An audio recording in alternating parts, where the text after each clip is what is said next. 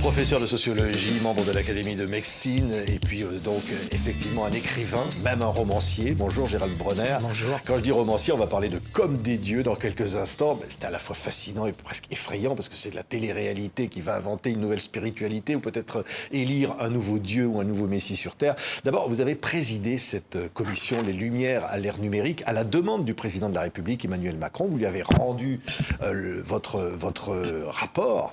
Mais en fait, il s'agissait de comprendre ce qui se passe aujourd'hui en matière de désinformation. Est-ce qu'on a des pistes vraiment face au numérique pour dénoncer les fake news ?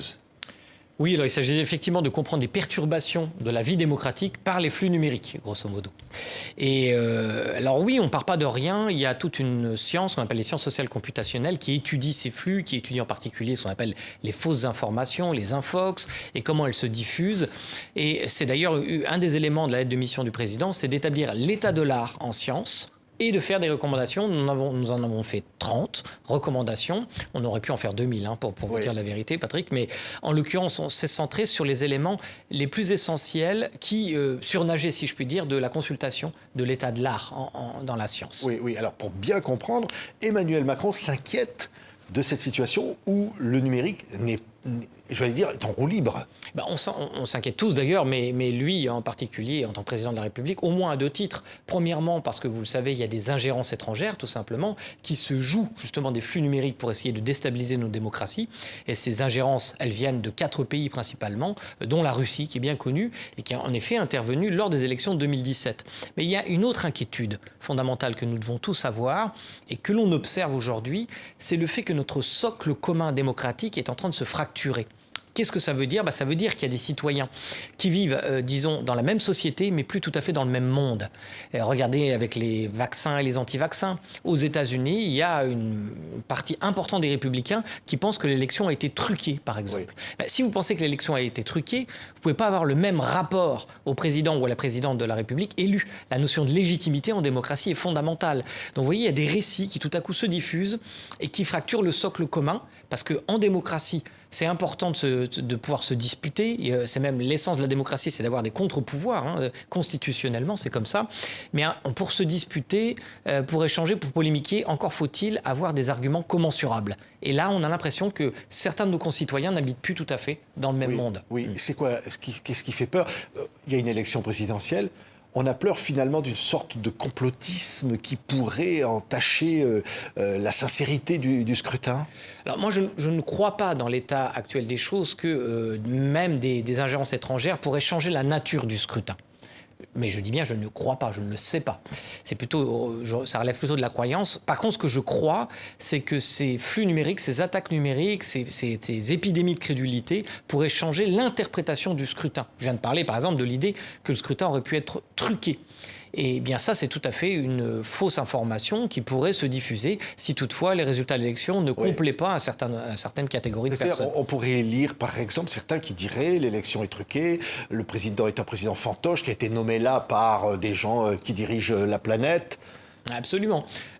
Soit que ces résultats étaient truqués dans les urnes directement, comme l'a dit Donald Trump à propos de l'élection états-unienne, soit que des puissances industrielles, etc., mettraient des flux d'argent pour choisir leurs candidats. Oui. Donc vous prenez l'éducation aux médias. C'est l'une des conclusions de votre rapport. C'est probablement, je dirais, la disposition la plus simple parce qu'elle est encore à notre main. Parce qu'on a, vous savez, on a auditionné plus de 100 personnes en 3 mois, on a beaucoup travaillé et ce qu'on a constaté, c'est qu'une partie des décisions qui seraient nécessaires relèvent pas tout à fait de notre possibilité. Par exemple, ça dépend de la bienveillance, de la bonne volonté des GAFAM, des grandes entreprises. Vous les avez rencontrés. Et on les a rencontrés. Mais par contre, l'éducation à l'esprit critique, à la pensée méthodique, ça relève encore de notre destin national. Nous pouvons le choisir. Et il y a une bonne nouvelle là-dedans, c'est que les sciences sociales computationnelles que j'évoquais tout à l'heure, elles démontrent que parmi toutes les variables qui permettent d'expliquer qu'on bascule dans les fausses informations, ça peut être des variables psychologiques, ça peut être des variables politiques, sociales, de niveau de revenu, celle qui prédit le plus notre basculement, c'est tout simplement ce qu'on appelle la lazy thinking, c'est-à-dire la pensée paresseuse. On a en nous, dans notre cerveau, un paresseux et en même temps on a en nous un cerveau analytique qu'on peut stimuler. Mais ça s'apprend. C'est comme écrire, compter, lire, apprendre à raisonner méthodiquement. ça s'apprend. Il faut le faire au sein de l'éducation nationale, mais il faut le faire aussi dans la formation continue pour tous nos concitoyens. Et c'est pour ça qu'une de nos priorités, c'est de demander que la défense de la rationalité devienne une grande cause nationale en France à partir de juin prochain. Ça veut dire que le président de la République est d'accord avec ça. Emmanuel Macron, il dit ça va être une grande cause nationale s'il est réélu. Voilà, pour l'instant, cette décision n'est pas encore dans ses mains et dans les mains de personne. Mais effectivement, ça, je peux vous garantir qu'il a lu le rapport, qu'il l'a beaucoup apprécié et qu'il m'a dit à titre personnel qu'il ferait tout pour rendre opérationnelles nos recommandations ou certaines de celles qui sont les plus applicables. Oui. Donc on va voir. Oui. Mais de toute façon, je ne vais pas lâcher l'affaire. Oui, vous ne lâcherez pas l'affaire parce qu'effectivement, c'est l'esprit critique qui est en danger face à l'ère numérique. Oui, parce qu'encore une fois, dans notre cerveau, il y a toutes sortes de compétitions. Il y a l'esprit qui se laisse aller à des intuitions fautives, qui croit que quand il y a une corrélation, c'est une causalité, par exemple. Souvenez-vous, pendant la pandémie, on a vu que les antennes 5G poussaient partout, en même temps que le développement de la pandémie, donc certains ont cru qu'il y avait un rapport direct, par exemple. Je pourrais vous donner 1000 autres exemples. Et puis, en même temps, il y a en nous, et ça c'est la bonne nouvelle, et dès le plus jeune âge, c'est ce que la science montre aussi, une capacité de juger bien, de distinguer le vrai du faux, à condition de faire en sorte que nous soyons dans un environnement d'information qui permet que nous sollicitions les meilleures parties de notre cerveau. Et ça, c'est une question politique, c'est ça le développement de la pensée critique. Mais c'est un enjeu absolu pour la démocratie. Fondamental. Fondamental, je dis que nous tenons encore notre destin, pour l'instant, dans nos mains, mais nous sommes à un carrefour civilisationnel. Et donc, ça va être à nous de choisir et à nos descendants. Oui. Comme je disais, Comme des dieux, ça c'est un roman. Vous êtes romancier aussi, Gérald Bronner, c'est absolument fascinant. Vous imaginez une émission de télé-réalité où on va voter pour choisir un nouveau messie des temps modernes. Je disais, c'est fascinant, en même temps effrayant quelque part. Oui, c'est effrayant. Bon, c'est bien le même homme qui a écrit à la fois une partie de ce rapport que vous avez mentionné, les Apocalypse cognitive et d'autres livres, et le roman, c'est le 4e roman que j'écris, mais ça faisait 10 ans que je n'avais pas publié de roman, donc j'y tiens particulièrement. Mais vous voyez bien que ce sont toujours les mêmes thèmes qui me taraudent, c'est-à-dire les croyances, le fanatisme, y compris, je ne veux pas dévoiler l'intrigue du roman, mais le terrorisme aussi. C'est-à-dire, en effet, ça m'a paru iconoclaste, mais assez intéressant de croiser un des grands thèmes de la télé contemporaine, c'est-à-dire la télé-réalité, qui est une des grandes innovations de ces dernières années, qu'on l'aime ou qu'on l'aime pas, c'est quelque chose de tout à fait nouveau, et cette très ancienne espoir de l'humanité d'un homme ou d'une femme providentielle qui viendrait directement élu du ciel, qui viendrait nous sauver, c'est-à-dire avec une dimension sotériologique. Et pourquoi la télé-réalité c'est intéressant ? Tout simplement parce qu'elle a démontré une chose, Patrick, c'est que il suffit de mettre n'importe qui devant une caméra suffisamment longtemps pour que tout à coup cette personne acquiert un pouvoir magnétique. C'est-à-dire qu'on ait envie de la regarder, on a envie de connaître sa vie personnelle, et si nous la croisons dans la rue, on a envie de savoir où elle va, ce qu'elle mange, avec qui elle parle. Bien sûr, on va nier ça, on va dire c'est pas vrai. Mais de ce point de vue, n'est-ce pas, nous ressemblons beaucoup aux chimpanzés qui eux aussi peuvent se priver par exemple de nourriture pour pouvoir regarder le visage de quelqu'un qui est supérieur dans la hiérarchie des singes ou des chimpanzés.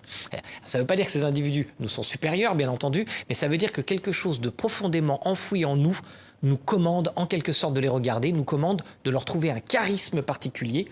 C'est précisément ça qu'on cherche quand on cherche un messie. Oui, mais justement, comme des dieux. C'est en ça aussi où c'est effrayant, qu'on peut se prendre pour Dieu à ce moment-là.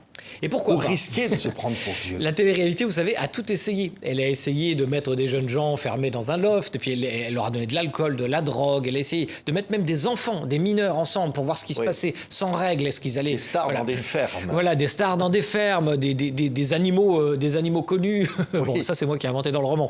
Mais enfin, grosso modo, il y a une chose qu'elle n'a pas explorée, c'est Dieu. Et pourquoi pas tout à coup ? Et pourquoi pas, si on dit bien Vox Populi, Vox Dei, c'est-à-dire c'est la voix du peuple, c'est la voix de Dieu, pourquoi les gens ne voteraient pas tout à coup, donc c'est profondément démocratique, pour élire un nouveau Messie ? Mais il y a quand même une autre question, c'est quand bien même on trouverait un Messie, parce que là aussi je ne veux pas spoiler l'histoire, mais que vos téléspectateurs soient rassurés, il y a bien un Messie qui va être désigné. C'est à peu près au milieu du roman, et la question qui va suivre, c'est combien de temps ça va nous intéresser ? Car celui qui bénéficie ou celle qui bénéficie d'un capital magnétique, de charisme comme ça messianique, dans la société du spectacle, ce pouvoir va-t-il lui être conféré pendant longtemps ou est-ce que nous allons nous lasser de ça comme nous lassons de tout ?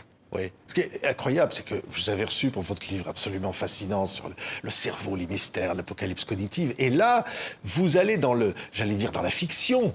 Mais quelque part, au fond, vous vous dites, à travers la fiction, on peut peut-être s'approcher plus facilement de la vérité.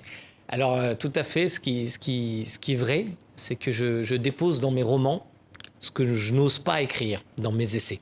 Hein, là, j'explore la possibilité de réenchanter le monde et de le désenchanter en même temps, parce que c'est un livre qui est, j'espère, drôle, mais aussi très mélancolique. Les deux sont absolument liés. C'est le lecteur, à mon avis, qui va décider en fait, de l'interprétation à donner à tout cela. Mais c'est vrai que c'est le même homme qui écrit aussi des essais.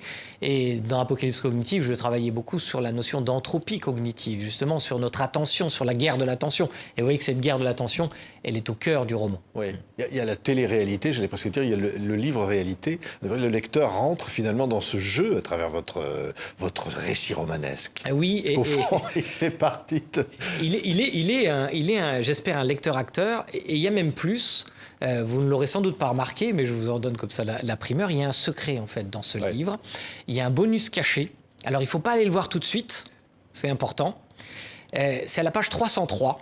Et vous verrez que d'une certaine façon, l'histoire continue avec la participation des lecteurs. Il ne faut pas aller à la page 63 tout de suite. Hein. Pas tout de suite, il faut d'abord lire le roman, sinon vous allez spoiler, et vous allez savoir qui est le prochain Messie, parce qu'il y a quand même 13 candidats dans cette télé-réalité. Hein. Donc il y a même une femme, il y a toutes sortes de personnages très étranges qui prétendent avoir des pouvoirs un peu surnaturels. Et ça, là aussi, il faut... Mais alors, est-ce que finalement, prévoir le pire, c'est une façon d'être optimiste et de se dire, au fond, si on sait ce qui peut arriver de pire, on va construire le meilleur? Ah, dans le fond, comme on dit, le pire n'est jamais décevant. Voilà. Donc, en effet, c'est une façon d'être optimiste, un peu paradoxale, je vous l'accorde. Oui, mais ce monde-là ne doit pas faire peur. Il doit être comme ça, je veux dire, désacralisé aussi d'une certaine façon, même si on parle de Dieu.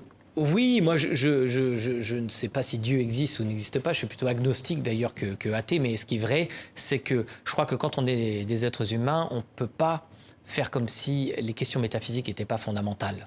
Et dans le roman, il y a un personnage qui était traumatisé, d'ailleurs, y compris le narrateur, par les croyances métaphysiques et la possibilité de leur disparition par le désenchantement du monde.